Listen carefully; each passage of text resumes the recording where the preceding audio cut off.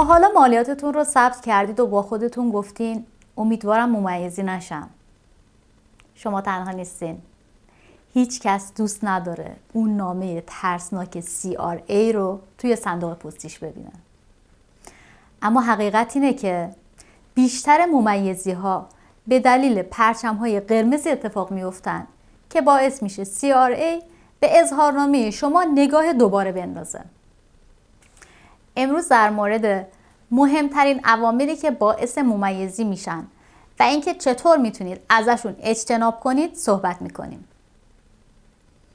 تغییرات بزرگ در درآمدتون. اگه درآمد شما به طور ناگهانی نسبت به سالهای قبل خیلی کم یا خیلی زیاد بشه، ممکنه CRA مشکوک بشه. اونا ممکنه فکر کنن که شما بخشی از درآمدتون رو گزارش نکردید یا اینکه چیزی درست نیست.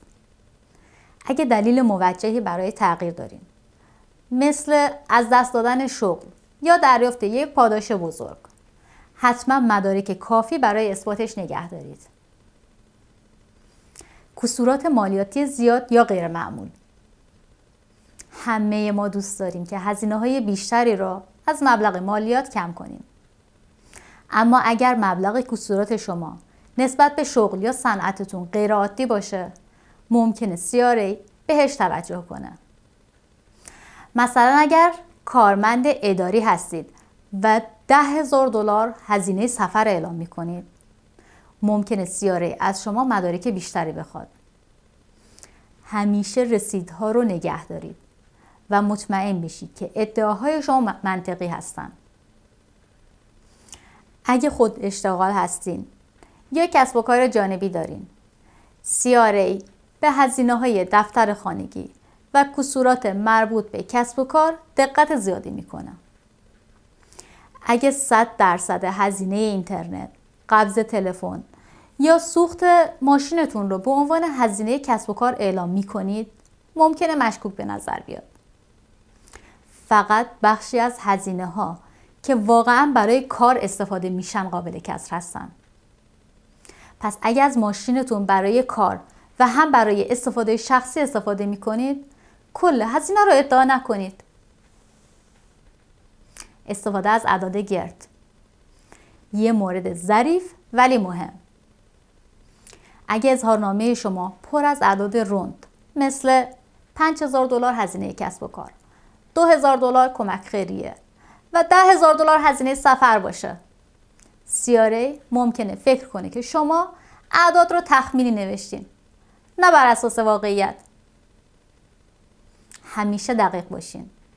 مثلا اگر هزینه شما $4,983 بوده، حتما همین مقدار رو گزارش کنین. درآمد گزارش نشده، این یکی خیلی مهمه. CRA اطلاعات شما رو از کارفرماها، بانک‌ها و حتی پلتفرم‌هایی مثل اوبر و ایربی‌ان‌بی دریافت میکنه. اگه اونا ببینن که شما درآمدی داشتین ولی گزارش نکردین، این یک پرچم قرمز خودکار برای ممیزی خواهد بود. پس فرقی نمیکنه درآمد شما از فریلنسری، اجاره ملک یا حتی سود ارز دیجیتال باشه. همه رو گزارش کنید. کمک های خیریه بزرگ. کمک به خیریه کار خوبیه. اما اگه مبلغ شما نسبت به درآمدتون خیلی زیاد باشه، CRA ممکنه بررسی بیشتری انجام بده. مثلا اگر درآمد شما $50,000 در سال باشه ولی $30,000 کمک خیریه ادعا کنید، قطعاً باید مدارک اثبات رو داشته باشین. مطمئن باشید که رسیدهای رسمی مالیاتی رو نگه می‌دارید. گزارش زیان در هر سال. اگر صاحب کسب و کار هستید و هر سال گزارش زیان می‌کنید، CRA ممکنه از شما بپرسه که آیا این واقعاً یک کسب و کار هست یا فقط یک سرگرمی؟ یک کسب و کار واقعی در نهایت باید سودآور باشه. اگه همیشه ضرر می‌کنید، آماده باشید که اثبات کنید کسب و کار شما واقعیه و فقط برای کاهش مالیات راه اندازی نشده. درآمد خارجی و حساب‌های بانکی خارج از کشور. اگر در خارج از کشور کار میکنید، ملک دارید یا پولی در حسابهای خارجی دارید، CRA انتظار داره که این موارد رو گزارش کنید. با توجه به توافقات مالیاتی بین المللی، CRA میتونه درآمد گزارش نشده شما رو از کشورهای دیگه پیگیری کنه. پس سعی نکنید چیزی رو مخفی کنید. همه چیز رو درست گزارش بدین تا جریمه نشین. خب این هم از مهمترین عواملی که باعث ممیزی CRA میشن. اگه میخواید از ممیزی جلوگیری کنید، همیشه صادق باشین، مدارک کافی نگه دارین و در ادعاهای مالیاتتون اغراق نکنید.